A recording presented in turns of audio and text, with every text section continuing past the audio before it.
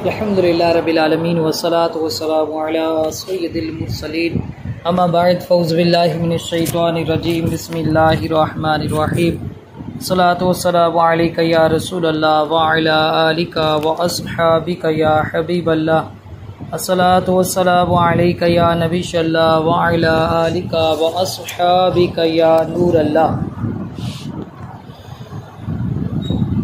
गुस्ल के हवाले से फ़िक़ही अहकाम पर मुश्तमिल हमारे 2 दर्स हो चुके हैं। आज हमारा तीसरा दर्स है जिसमें गुस्ल के मसाइल, और अगर वक्त बाकी बचा तो फिर तयम्मुम के हवाले से जो मसाइल हैं वो भी इंशाअल्लाह सीधा करके थोड़े करके बयान करूँगा। सबसे पहले कि गुस्ल का तरीक़ा पीछे पढ़ चुके हैं। गुस्ल का तरीक़ा जारी पानी में, जो बहता पानी है उसमें गुस्ल कैसे करेंगे, गुस्ल का तरीक़ा क्या होगा। वैसे जो गुस्ल का तरीक़ा बयान किया था, गैर जारी पानी में बाल्टी के ज़रिए नहा रहे हैं, मग के ज़रिए नहा रहे हैं, टब के ज़रिए नहा रहे हैं, उसका तरीक़ाकार ये था कि सबसे पहले आपने दिल में ये नियत करनी है, ज़ुबान से नहीं कहना है, क्योंकि अमूमन बरहना हालत होती है और वहाँ पर गुफ्तगू करना भी मना है बरहना हालत में, और वो जगह भी इतनी पाक नहीं होती, तो इसलिए वहाँ पर नियत करनी है दिल में नियत क्या करनी है, मैं पाकी हासिल करने के लिए गुस्ल करता हूँ। फिर उसके बाद इस्तिंजे की जगह को धोना है, इस्तिंजे की जगह को धोना है, अगली पिछली शर्मगाह को धोना है, चाहे वहाँ पर कोई नजासत लगी है या नहीं लगी। फिर उसके बाद अगर जिस्म पर कहीं नजासत लगी है, टांगों वगैरह पर, उसको धो लेना है। फिर उसके बाद जिस तरह नमाज के लिए वुज़ू करते हैं वैसा वुज़ू करना है, और उसमें मैंने वजाहत बताई थी कि पाँव भी धो लेने हैं, क्योंकि अब जहाँ हम गुस्ल करते हैं तो पानी वहाँ पर ठहरता नहीं है, निकल जाता है। जहाँ फुक़हा ने ये फरमाया था कि गुस्ल के आखिर में आपने पाँव धोने हैं, वो वहाँ पर हुक्म था कि जहाँ पानी ठहरता था और पाँव पानी के अंदर डूब जाते थे। अब वो सिलसिला नहीं है, लिहाजा अब मुकम्मल वुज़ू करेंगे, पाँव भी धोएंगे। फिर उसके बाद अपने हाथों को गीला करके पूरे बदन पर गीले हाथ फेर लेने हैं। जिस तरह तेल की मालिश होती है, इसी तरह आपने पूरे जिस्म को पानी के साथ चुपड़ लेना है। फिर उसके बाद अपने सीधे कंधे पर 3 दफ़ा पानी डालना है, फिर उल्टे कंधे पर 3 दफ़ा पानी डालना है, फिर सर पर 3 दफ़ा पानी डालना है और अच्छी तरह गुस्ल करना है। और वो सारी एहतियातें जो मैंने पीछे दुरूस में बयान की हैं उनका ख्याल रखना है। तो ये गैर जारी पानी में गुस्ल करने का तरीका था।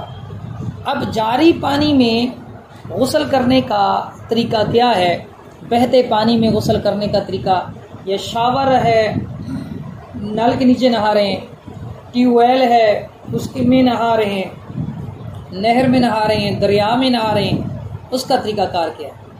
तो जो नहर है या दरिया है उसमें नहाने का तरीका, या बारिश है, बारिश में नहा रहे हैं, तो उसमें थोड़ी देर आप ठहरेंगे, सारी ये सुन्नतें अदा हो जाएंगी। सिर्फ उसमें आपको कुल्ली करनी होगी, नाक में पानी चढ़ाना होगा, बाकी सारी की सारी सुन्नतें अदा हो जाएंगी कुछ देर ठहरने से।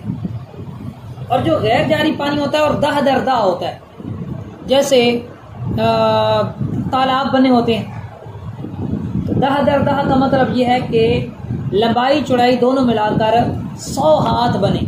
हाथ किसे कहते हैं, हाथ ये हाथ मुराद नहीं है, हाथ की उंगलियों से लेकर कोहनी तक ये एक हाथ है। तो लंबाई चौड़ाई दोनों को ज़रब दें तो 100 हाथ बने, तो उसको कहते हैं दाह दर दाह। दाह कहते हैं फारसी में 10 को, यानी 10 बाई 10। और अगर आप गज का एतबार करें तो 5 बाई 5, यानी लंबाई चौड़ाई दोनों मिलाएं तो 25 गज बने लंबाई चौड़ाई जिस हौज की, जिस तालाब की, तो वो दाह दर दाह है। और अगर फुट का एतबार करें तो लंबाई चौड़ाई मिलाकर अगर 225 फुट बन जाए तो वो क्या है, वो दह दरदा है, वो भी जारी पानी के हुक्म में होता है। तो अगर उसमें गुस्ल कर रहे हैं और पानी वहां पर ठहरा हुआ है, तो वहां पर जिस्म को 3 दफा हरकत देंगे। एक जगह खड़े हैं, उस जगह से दूसरी जगह पे गए, फिर तीसरी जगह पर गए, 3 दफा जिस्म को हरकत दी। वो जो सारी सुन्नतें थी गुस्ल वाली, वो सारी की सारी अदा हो जाएंगी। फिर उसमें भी सिर्फ आपने कुल्ली करनी होगी और नाक में पानी चढ़ाना होगा। सिर्फ ये 2 फर्ज रह जाएंगे, बाकी सारा आपका गुस्ल हो जाएगा। अच्छा, अब अगर शावर के नीचे गुस्ल कर रहे हैं या ट्यूबवेल है उसके नीचे गुस्ल कर रहे हैं, ट्यूबवेल के सामने खड़े होकर गुस्ल कर रहे हैं, तो अब यहाँ पर क्या तरीकाकार होगा? तो यहाँ पर यह कि थोड़ी देर आपने ठहरना है, शावर के नीचे, नल के नीचे, ट्यूबी के नीचे आपने थोड़ी देर ठहरना है, रुकना है। थोड़ी देर रुकेंगे तो जो 3 दफा पानी बहाने की सुन्नत है वो अदा हो जाएगी। 3 दफा पानी बहाने की सुन्नत अदा हो जाएगी। हाँ, उसमें ये है कि कुल्ली भी करनी होगी, नाक में पानी भी चढ़ाना होगा। तो ये है जारी पानी में गुस्ल करने का तरीका। दरिया में, नहर में, फवारे के नीचे, नल के नीचे, तालाब में, बारिश में, ये गुस्ल करने का तरीका। जी, कुल्ली पहले कर ले, बाद में कर ले, कोई हर्ज नहीं। अच्छा, इसमें मैंने पहले भी बताया था और अब भी बताता हूँ कि एक एहतियात करनी है कि उमूमन बरहना गुस्ल होता है, बरहना हालत में। तो ये एहतियात करनी है कि किबला की तरफ मुंह भी ना हो, पीठ भी ना हो। किबला की तरफ बरहना हालत में मुंह या पीठ करना ये मकरूह तनज़ीही है, शरअन नापसंदीदा। गुनाह नहीं है लेकिन बेअदबी है, शरीयत को नापसंद है, इससे बचना चाहिए। अच्छा, फिर इसमें जिक्र हुआ कि नहर में गुस्ल कर रहा है कोई बंदा, दरिया में गुस्ल कर रहा है या बारिश में नहा रहा है, तो इसमें 2 एहतियातें करनी है। एक एहतियात ये कि कुछ लोग क्या करते हैं, वो अपने घुटने और राने नंगी करके लोगों के सामने नहाते हैं, जिन्हें वो भी चौथा बदी होता है या कच्चा पाई होता है, और जी ऊन धांधा पे। अब वो क्या होगा, घुटने और राने जो कि मर्द के सितर में दाखिल हैं वो नंगी हो रही हैं। इसी तरह नाफ के नीचे वाला जो हिस्सा है पेड़ू का, ये जो वाला हिस्सा ये भी मर्द का सितर में दाखिल है। तो ये इस तरह सितर लोगों के सामने नंगा होता है, और लोगों के सामने सितर को नंगा करना ये नाजायज़ व हराम है, बिल्कुल सख्त गुनाह है। और ऐसे बंदों को देखना भी नाजायज़ है। इसलिए फुक़हा ने फरमाया कि ऐसी गेमें देखना जिसमें लोगों का सितर नंगा है नाजायज़ है। तमाशा देखना भी नाजायज़, जैसे कबड्डी होती है उसमें सितर उनका नंगा होता है अमूमन, तो वो कबड्डी का तमाशा देखना भी नाजायज़ है। इसी तरह ये हॉकी, फुटबॉल हो गए, इसमें अमूमन सितर नंगे होते हैं, घुटने नंगे होते हैं। तो ये गेमें देखना, इनका तमाशा देखना भी नाजायज है। और करो करो जी करो।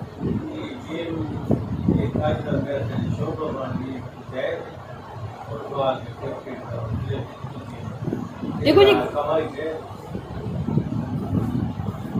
ਜਿਹੜੀ भी गेम है ना, जितनी भी गेमें हैं उनके जायज़ होने की 10 शर्तें मैं अमूमन बयान करता हूँ। कितनी? 10 शर्तें बयान करता हूँ। अगर वो 10 शर्तें पाई जाए तो वो गेम जायज़ होगी। 10 शर्तें ना पाई जाएं या उनमें से कोई शर्त ना पाई जाए तो अब वो गेम खेलना जायज़ नहीं होगा। उन 10 शर्तों में से पहली शर्त ये है कि वो गेम ऐसी ना हो कि जिससे शरीयत ने मना किया हो। अगर कोई गेम ऐसी है कि जिससे शरीयत ने मना कर दिया है तो अब वो गेम खेलना जायज़ नहीं है। तो पहली शर्त क्या है? कोई भी गेम है, कोई भी खेल है, उससे शरीयत ने मना ना किया हो। एक चीज़ हो गई। दूसरी शर्त, गेम के अंदर, खेल के अंदर सितर जाहिर ना हो। अगर कोई खेल ऐसा है कि जिसमें सितर ज़ाहिर होता है तो फिर वो खेल खेलना जायज़ नहीं होगा और उसको देखना भी जायज़ नहीं होगा। जैसे मैंने आपको मिसालें दी हैं, कबड्डी है, फुटबॉल है, हॉकी है, ये खेल खेलना भी जायज़ नहीं और देखना भी जायज़ नहीं। तीसरी शर्त ये है कि खेल ऐसा ना हो कि जिसमें किसी सामने वाले को जिस्मानी ज़रर पहुँचे। अगर जिसमें जिस्मानी ज़रर पहुँचता है वो जायज़ नहीं है। कौन से खेलों में जिस्मानी ज़रर होता है? बॉक्सिंग है, रेसलिंग है, उठा उठा के मारते हैं एक दूसरे को। बॉक्सिंग में नाक तोड़ देते हैं, मुंह तोड़ देते हैं। इसी तरह एक और गेम आ गई है कि वो थप्पड़ मारते हैं एक दूसरे को मुंह पे। पहले एक खिलाड़ी मुंह पे मारता है, फिर दूसरा खिलाड़ी जिसने खाया फिर वो उसको मारता है। फिर उसमें देखते हैं कि किसकी कुव्वत बर्दाश्त है। चेहरे पे मारना भी हराम गुनाह है। अच्छा, कबड्डी है, कबड्डी वो जो हमारे यहाँ खेली जाती है जिसमें मुंह पे मारते हैं, ये जायज़ नहीं है। अच्छा, आला हज़रत ने लिखा है फतवा रज़वी शरीफ में कि नाजायज़ चीज़ का तमाशा देखना भी नाजायज़ है। 3 शर्तें हो गई। पहली शर्त शरीयत ने मना ना किया, दूसरी शर्त सितरनंगा ना हो, तीसरी शर्त किसी खिलाड़ी को नुकसान ना पहुंचे, जिस्मानी ज़रर ना पहुंचे, चौथी शर्त ये है कि उसमें लड़ाई झगड़ा आपस में ना करें, ये ना खेल कर रहे हैं और आपस में लड़ाई झगड़ा। पांचवी शर्त ये है कि गाली गलोच ना हो, खिलाड़ी एक दूसरे को गालियां ना निकालें। 5 शर्तें हो गई। छठी शर्त ये है कि सरे राह न खेला जा। बिल्कुल रास्ते में खेल रहे हैं, रास्ता रोक कर खड़े हैं, जिससे लोगों को तकलीफ हो रही है, तो जो रास्ते के हुकूक हैं वो पामाल हो रहे हैं। लिहाजा अगर कोई ऐसी खेल है, जैसे हमारे यहाँ गलियों में लोग क्रिकेट भी खेल रहा होता है, गलियों में वो गुल्ली डंडा भी खेल रहा होता है, तो रास्ता रोक कर बैठे होते हैं। ये शर्त हो गई। 6 शर्तें हो गई। 7वीं शर्त ये है कि जुआ ना हो। अगर किसी गेम में जुआ है तो वो जायज़ नहीं है। अच्छा, जुए की कई सूरतें। एक जुआ तो वो होता है ना कि जैसे वॉलीबॉल है, जुआ लगा दिया जी, पैसों का जुआ है, हारने वाला पैसे देगा जीतने वाले को।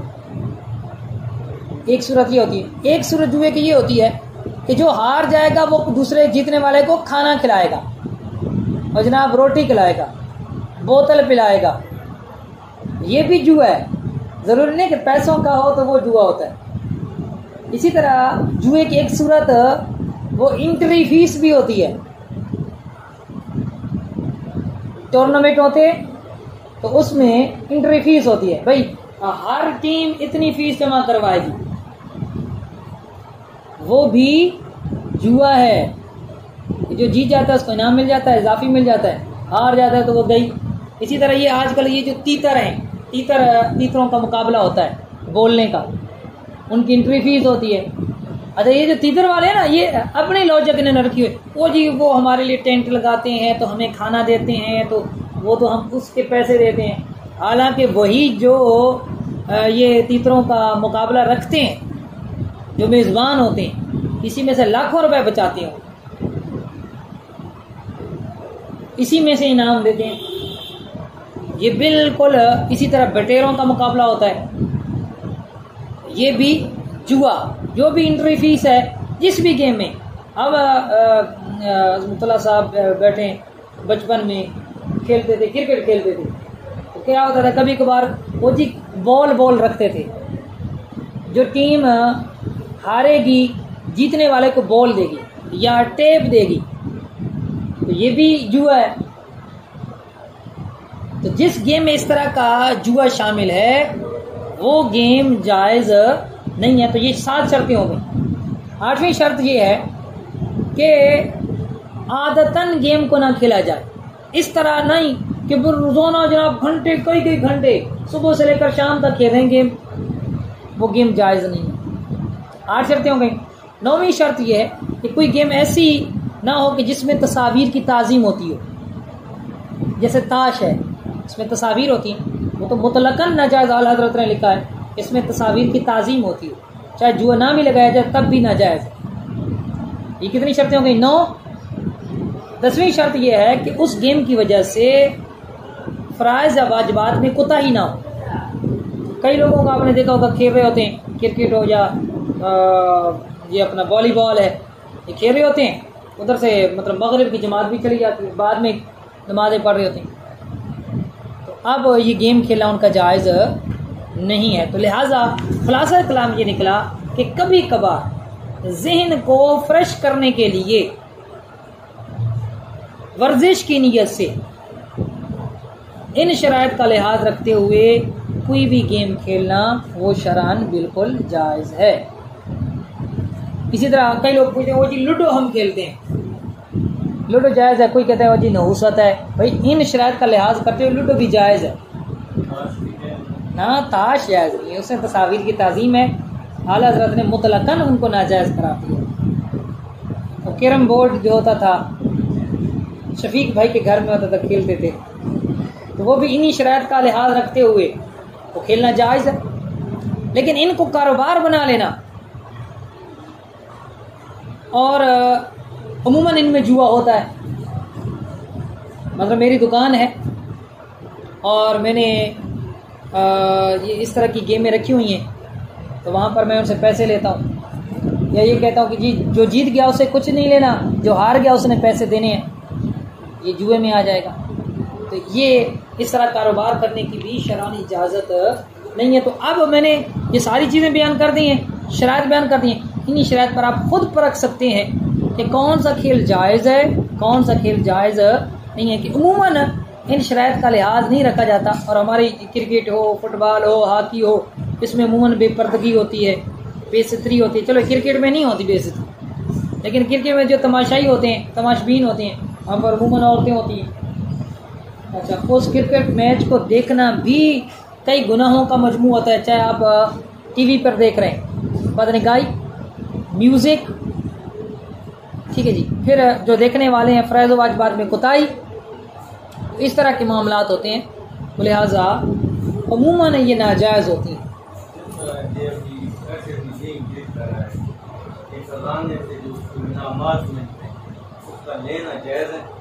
देखिए अगर कोई हुकूमत की तरफ से इनाम दे तो इनाम तो जायज़ है। आप कहते हो कि फलां जीत कर आया, मैंने उसको इनाम दिया, तो ये तो तोहफा है। जैसे मैं एक मिसाल दूं, ये प्राइस बॉन्ड्स हैं, हमारे नज़दीक प्राइस बॉन्ड्स जायज़ हैं। क्यों? इसलिए कि प्राइस बॉन्ड आपने ख़रीदा तो जितनी आपकी रकम है वो आपकी बाकी रहेगी, ज़ाया नहीं होती। कल को अगर आपका इनाम नहीं निकलता तो वो रकम तो आपकी सेव है, महफूज है, और अगर इनाम निकल आता है तो वो एक हिबा है, एक तोहफा है, एक इनाम है, जायज़ है आपके लिए। ये एक इनाम है, इनाम जो उसको मिल रहा है जायज़ है। लेकिन अगर वो उस गेम में इतना मुनहमिक हो जाता है कि फ़राइज़ व वाजिबात छोड़ देता है, वो बेसितरी करता है, या इस तरह की दीगर जो मैंने शराइत बयान की हैं कि उसमें जुआ लगाया जाता है, या गेम में एंट्री के लिए उसे एंट्री फीस देनी पड़ती है, फिर बिल्कुल नाजायज़ होगा।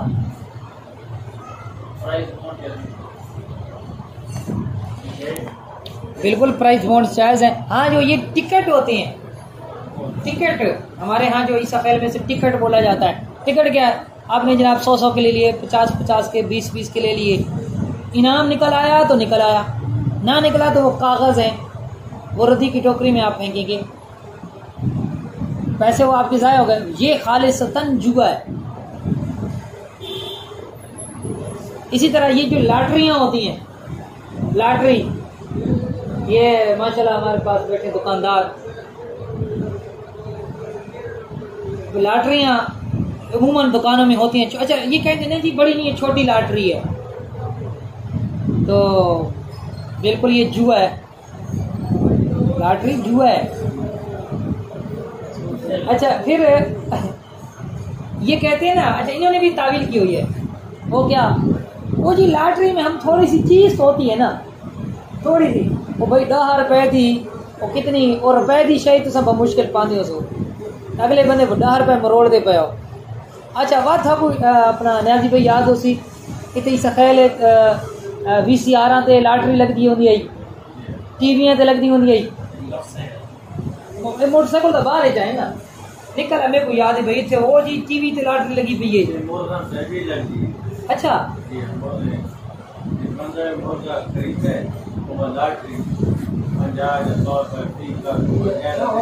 या निकल आया थे ओदे 50 आ गया कुकुड़ पूरा ये बिल्कुल जुआ है।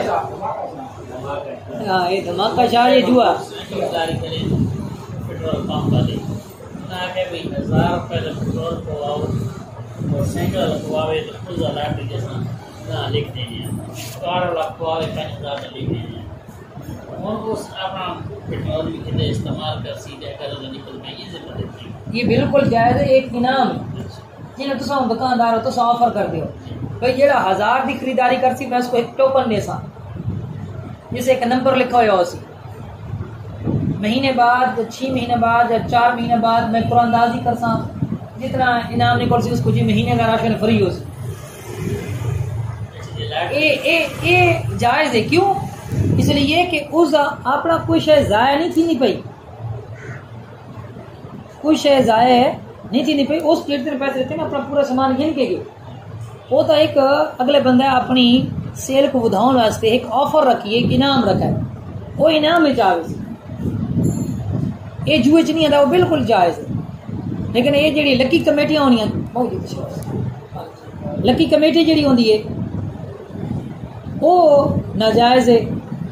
जो मोटरसाइकिल वाली लकी कमेटियां बिल्कुल नाजायज़ है। जुए भी है इस और भी कई शिक्का आनियां वो क्यों भाई एक बंदे को 5000 का मोटरसाइकिल मिलता पे एक को 10 दा एक को 15 दा एक को 20 दा ठीक है जी दूजा जी चीज़ गिंदा पे वो मुतयन नहीं होती लकी कमेटी की कई खराबियां क्योंकि सारा मौजू जड़ा है ना वो उसल ही थे सारा मौजू जड़ा है ना और पासे चला गया।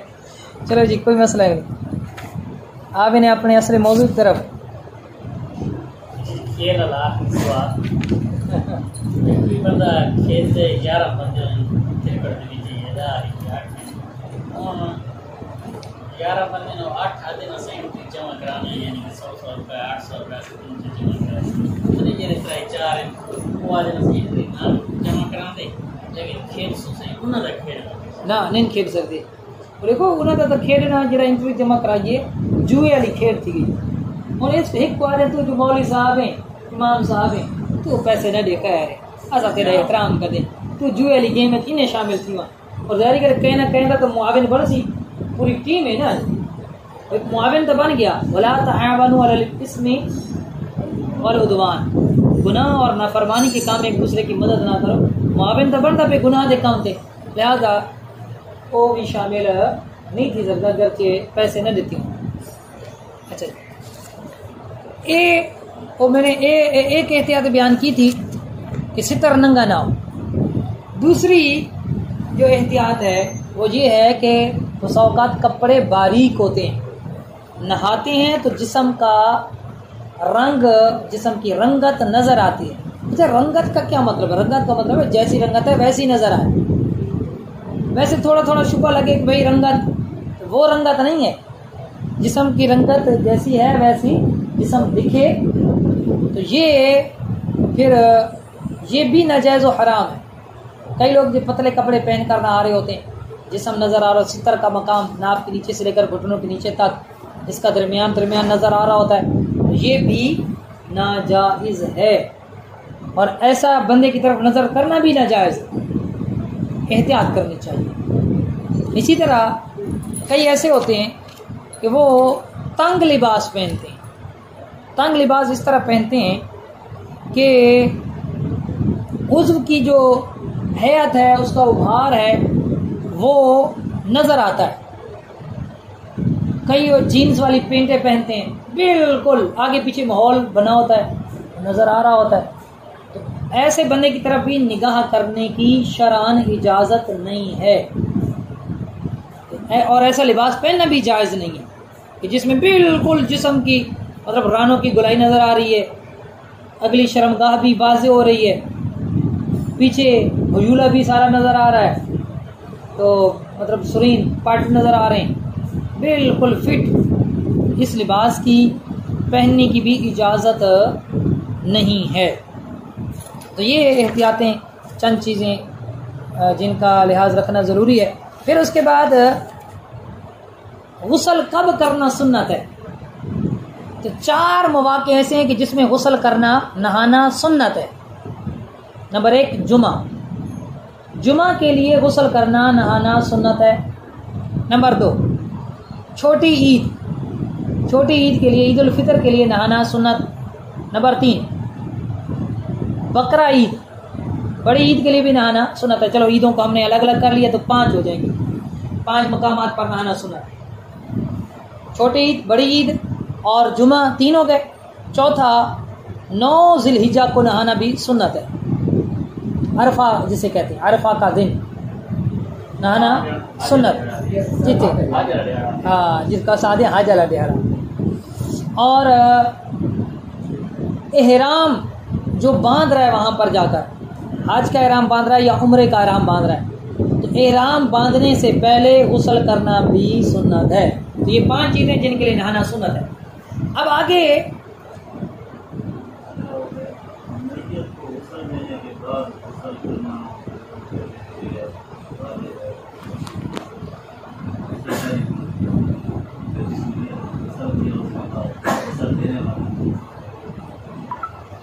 अब वो इंशाल्लाह वो आगे आ रहा है। यही मुस्तहबात में आएगा कि गुस्ल करना कब का मुस्तहब का मतलब ये होता है कि वो काम कि जिसको करना सवाब हो और छोड़ना गुनाह ना हो। तो अब काफ़ी सारे मकामात यहाँ पर बयान किए हैं, यानी 24 मकामात बयान किए हैं कि 24 मकामात ऐसे हैं कि जहाँ पर गुस्ल करना बायसे सवाब है, मुस्तहब है। उनमें से एक कि जो गया हज उम्रा के लिए वकूफ़े हज के लिए वकूफ़े अरफात उसने किया, तो वकूफ़े अरफात के लिए गुस्ल करना ये मुस्तहब है। इसी तरह मुज़दलिफ़ा में ठहरने के लिए गुस्ल करना मुस्तहब है। हरम में हाज़िरी देनी है, गुस्ल करना मुस्तहब है।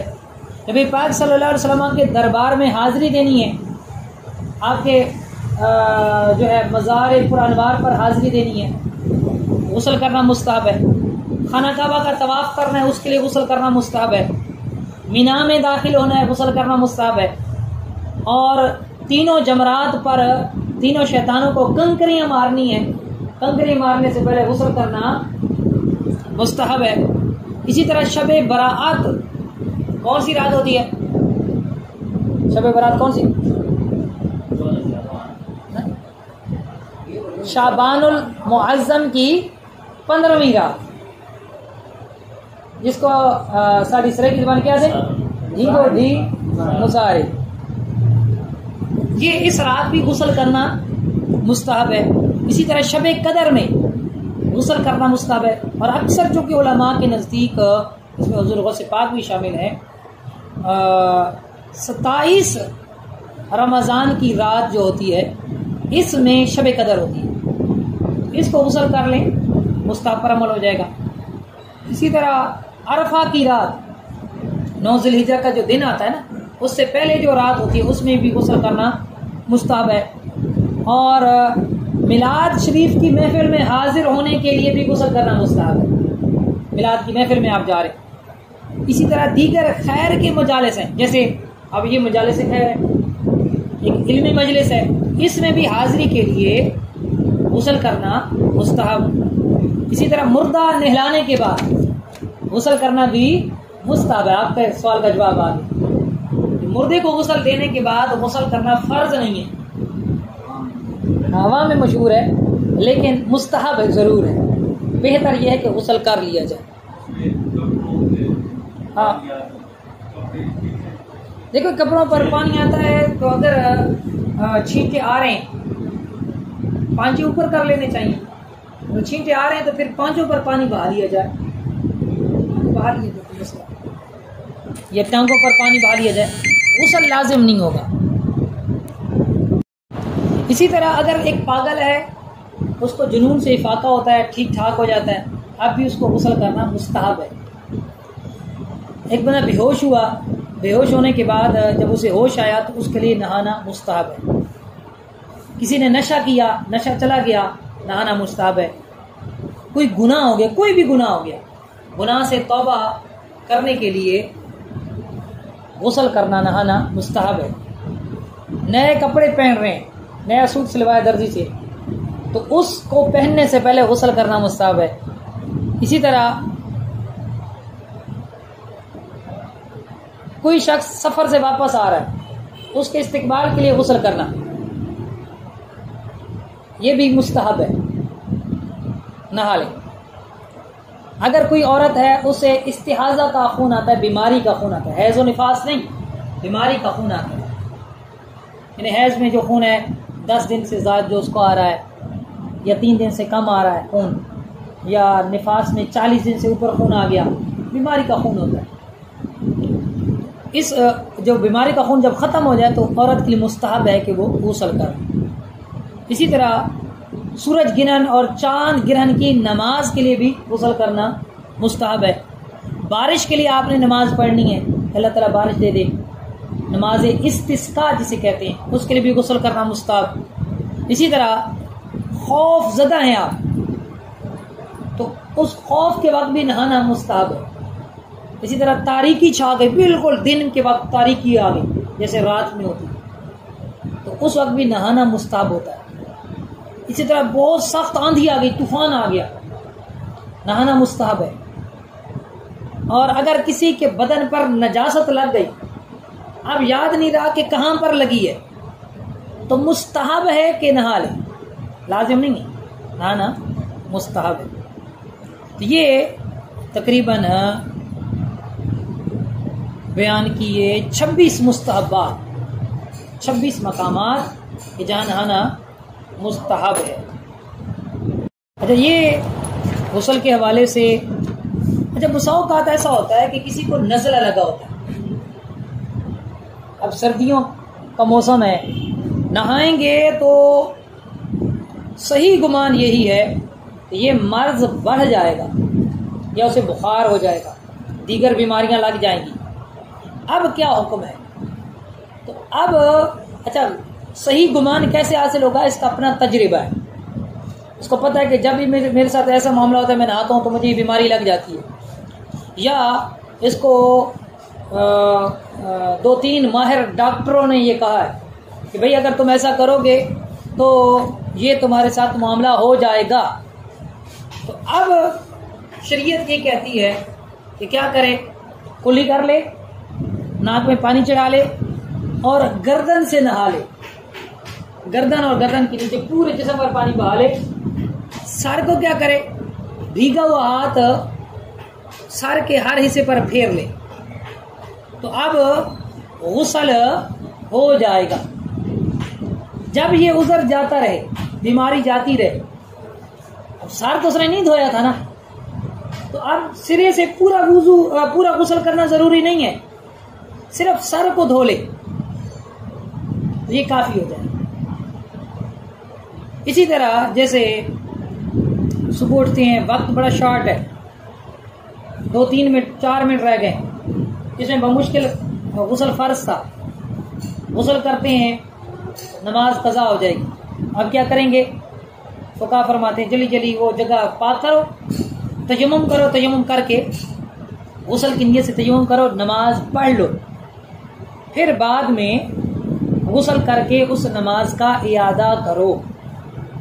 आगे इंशाल्लाह तयम्मुम के मकाम जहाँ आएगा वहाँ इंशाल्लाह हम बयान करेंगे। और आज चूँकि मसाइल हमारे काफ़ी ज़्यादा हो गए हैं और ख़ारजी मसाइल आ गए हैं, तो इंशाल्लाह जो तयम्मुम का हमारा चैप्टर होगा वो इंशाल्लाह आइंदा इतवार को बयान करेंगे। और तयम्मुम से अगर वक्त बचेगा तो इस्तिंजे के हवाले से मसाइल बयान करेंगे। अब कुछ चीज़ें हैं वो बयान करूँगा और इंशाल्लाह हमारे दर्स का इख्तिताम होगा। एक तो ये कि जब भी आप बाल्टी के ज़रिए गुस्ल कर रहे हैं, टब के ज़रिए नहा रहे हैं, तो कुछ एहतियात, एक अहम तरीन एहतियात वो ये कि कोशिश करें कि उसके अंदर नीचे की छींटें ना पड़े बाल्टी में। इसी तरह आपके अपने जिस्म के मुस्तमल पानी की भी छींटें ना पड़े। और अगर नहा रहे हैं तो वो जो मग है जिससे आप नहा रहे हैं, वो ये ना हो कि आपने पानी डाला और अभी साबुन लगा रहे हैं तो ज़मीन पर रख दिया, ज़मीन पर नहीं रखना। तो ये चंद इसमें एहतियातें करनी है। फिर उसके बाद जिस पर गुस्ल फ़र्ज होता है उसके लिए कुरान पाक पढ़ना, कुरान पाक को छूना, इसका क्या हुक्म है, कुरान को सुनने का क्या हुक्म है। तो जिस पर गुस्ल फ़र्ज हो, मैंने पिछले भी दुरुस्त में बताया था, मस्जिद में दाखिल होना हराम, खाना काबा का तवाफ करना हराम, जिस पर गुस्ल फ़र्ज हो। कुरान पाक का की तिलावत करना कुरान की नीयत से इतनी आवाज़ में कि अपने कानों तक आवाज़ पहुँचे, हराम। कुरान को बिला हायल छूना, टच करना, ये हराम। अगर कुरानी आयत किसी और वर्क पर लिखी हुई है, किसी किताब में लिखी हुई है, उस किताब में मौजूद आयत के ऊपर भी हाथ लगाना हराम, और उस आयत की बैक साइड पर दूसरे सफ़े पर भी हाथ लगाना हराम। ये भी बहुत अहम बात है कि आप कहें कि ठीक है जी मैं इस आयत पर तो नहीं लगा रहा, ये यहाँ पर जैसे आयत लिखी हुई है वाला ज़िक्रुल्लाहि अकबर, और बेशक अल्लाह का जिक्र सबसे बड़ा। अब ये सूरह अनकबूत की आयत नंबर 45 है। अब जैसे इस सफ़े पर लिखी हुई, ये कुरान नहीं है, ये किताब है, फ़िक़ी किताब।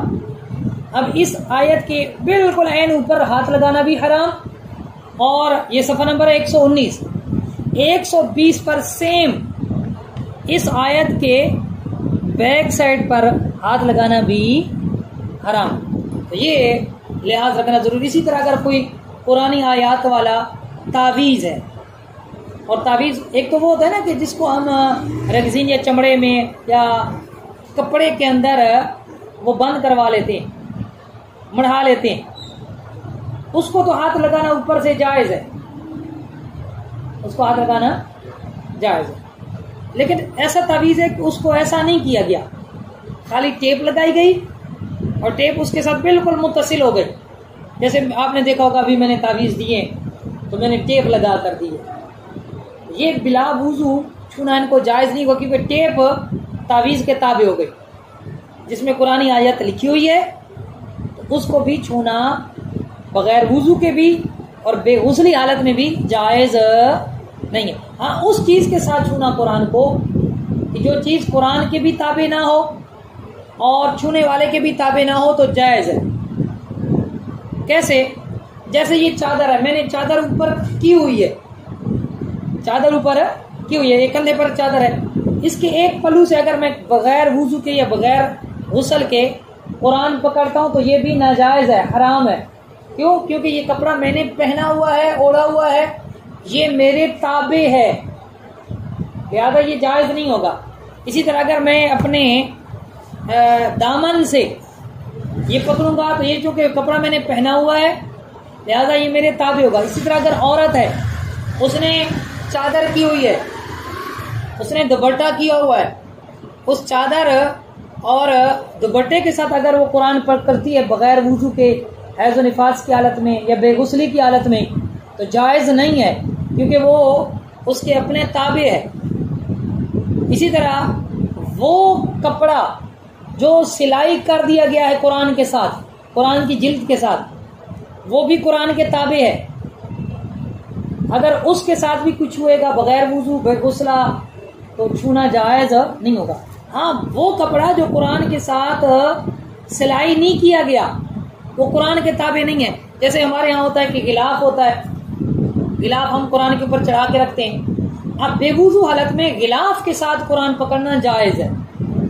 इसी तरह हम एक गुत्थी सीते हैं, कवर सीते हैं कपड़े का, और कुरान को उसके अंदर रख देते हैं और एक रस्सी नुमा मतलब हम कपड़े की बना लेते हैं और उसके ऊपर चढ़ा के बंद कर देते हैं। अब ये भी जिस गिलाफ में ये बंद है, जिस कवर में ये बंद है, इसको छूना बगैर वुज़ू के जायज़ होगा, क्योंकि वो कुरान के साथ सिला हुआ नहीं है, कुरान के ताबे नहीं है, कुरान के ताबे नहीं है। इसी तरह वो ये चादर है, चादर मैंने ऊपर की हुई थी, मैंने उतार ली और बिल्कुल इसका कोई पल्लू मेरे ऊपर नहीं है, मैंने पहना हुआ नहीं है, और चादर के साथ मैं पकड़ता हूँ, चादर पाक साफ है, तो बगैर वुजू के कुरान को पकड़ना जायज़ होगा, बगैर गुस्ल के कुरान को पकड़ना जायज़ होगा। हैज़ व निफास वाली औरत के लिए इसको पकड़ना जायज़ होगा। या वो एक बना होता था लकड़ी का फ्रेम बना होता था, रेहाल, और अमूमन ये जब किसी के यहाँ बच्ची की रुखसती होती है तो वो स्पेशल जहेज में वो बनाते हैं और वो देते हैं, तो उसमें अगर रखा हुआ है और ऊपर लकड़ी के उस रिहाल को अगर कोई पकड़ता है, रेल को कोई पकड़ता है, तो या जिसे उर्दू में कहते हैं जुज़दान, ये भी पकड़ना क्या होगा, जायज़ होगा। अच्छा, तो ये हो गया कुरान पाक बेगुस्ली हालत में सुनना, ये जायज़ है। इसी तरह औरत हैज़ व निफास की हालत में कुरान सुन सकती है, लेकिन इतनी आवाज़ से पढ़ना कुरान को, कुरान की नीयत से कि आवाज़ अपने कानों तक पहुंच जाए, ये नाजायज़ है। ये क्या है? अच्छा, मुसाफ़त कुरान की कोई आयतें ऐसी होती हैं कि जो दुआ पर मुश्तमिल होती हैं, जैसे अल्लाहुम्मा रब्बना आतिना फिद दुनिया हसना व फिल आखिरति हसना व क़िना अज़ाबन्नार, तो ये दुआ है, अगरचे कुरान की आयत भी है, तो इसको तिलावत की नियत से कोई ना पढ़े, दुआ की नियत से बेगुसला पढ़ ले, हैज़ व निफास वाली औरत पढ़ ले, बिल्कुल जायज़ है। इसी तरह जो आखिरी 4 कुल हैं, अगर कोई आखिरी या तीनों कुल है, तीनों कुल वो सना की नियत से, अगर कोई पढ़ता है आखिरी तीनों कुल और लफ्ज़ कुल को हटा देता है, अल्लाहु अहद अल्लाहु समद लम यलिद वलम यूलद वलम यकुल लहु कुफुवन अहद, इसी तरह अगली 2 सूरतें लफ्ज़ कुल को हटाकर पढ़ते हैं सना की नियत से, तो इन तीनों आखिरी जो कुल हैं इनको पढ़ सकते हैं बेगुसली हालत में, हैज़ व निफास वाली औरत भी पढ़ सकती है। लेकिन जब लफ्ज़ कुल लगा दें फिर सना की नियत भी कर ले, पढ़ना जायज़ नहीं होगा, क्योंकि जब लफ्ज़ कुल लग गया तो अब उसका कुरान होना मुतय्यन हो जाएगा। सना की नियत भी कर लेंगे तो वो सना नहीं बनेगी, तो फिर जायज़ नहीं होगा। हाँ, बेवुज़ू जो बंदा है, बेवुज़ू बंदा कुरान को ज़ुबानी पढ़ सकता है, कुरान की नियत से पढ़ सकता है।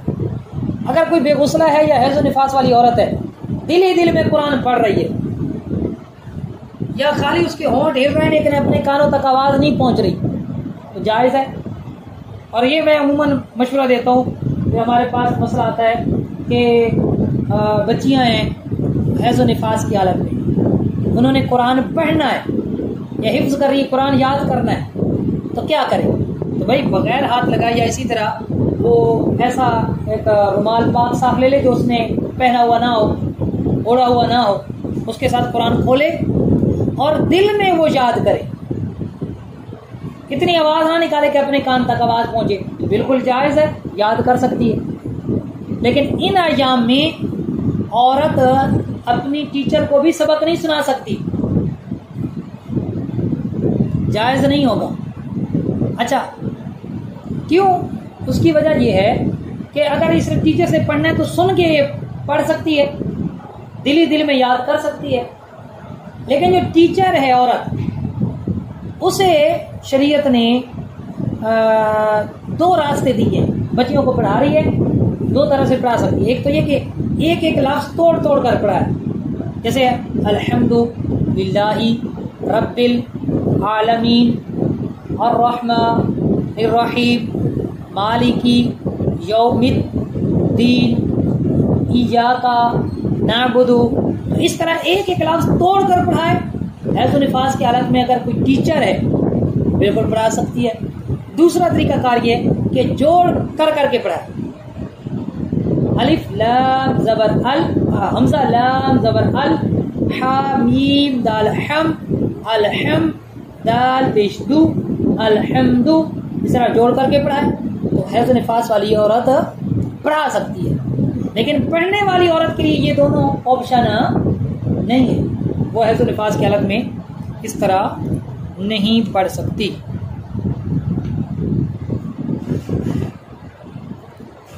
हैज़ व निफास की हालत में या बेगुसली हालत में बिस्मिल्लाहिर्रहमानिर्रहीम पढ़ना तबरुक के लिए, खाना आप कोई खा रहा है तो बरकत के लिए बिस्मिल्लाहिर्रहमानिर्रहीम औरत पढ़ती है या मर्द पढ़ता है, ये शुक्र अदा करने के लिए अल्हम्दुलिल्लाह रब्बिल आलमीन।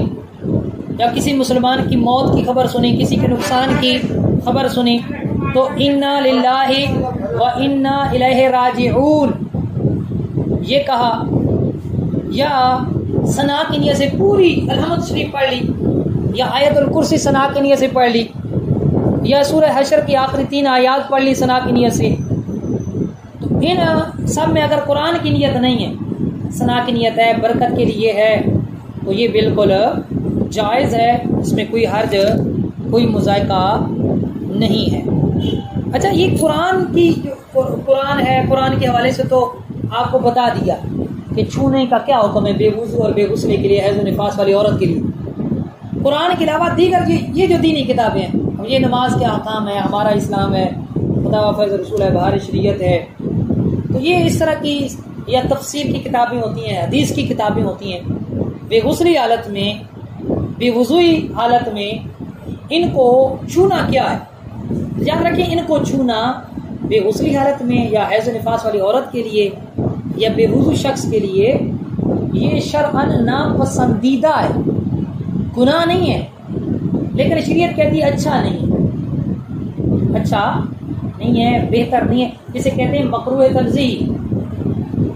हाँ, कहते हैं आप किसी कपड़े से छू लें, चाहे वो आपका अपने ताबे है, ये चादर है, चादर मैंने ओढ़ी हुई है, चादर मैंने की हुई है, इस चादर के साथ भी पकड़ लो तो फिर भी कोई हर्ज नहीं है। वो जो नापसंदीदगी आ रही थी ना, कराहत आ रही थी, वो खत्म हो जाएगी। इसी तरह औरत है तो निफास की हालत में दीनी किताब है, वो जो दुपट्टा उसने अपने सर पर ओढ़ा हुआ है, उसी दुपट्टे के साथ पकड़ ले, कोई हर्ज कोई मुज़ायका नहीं है।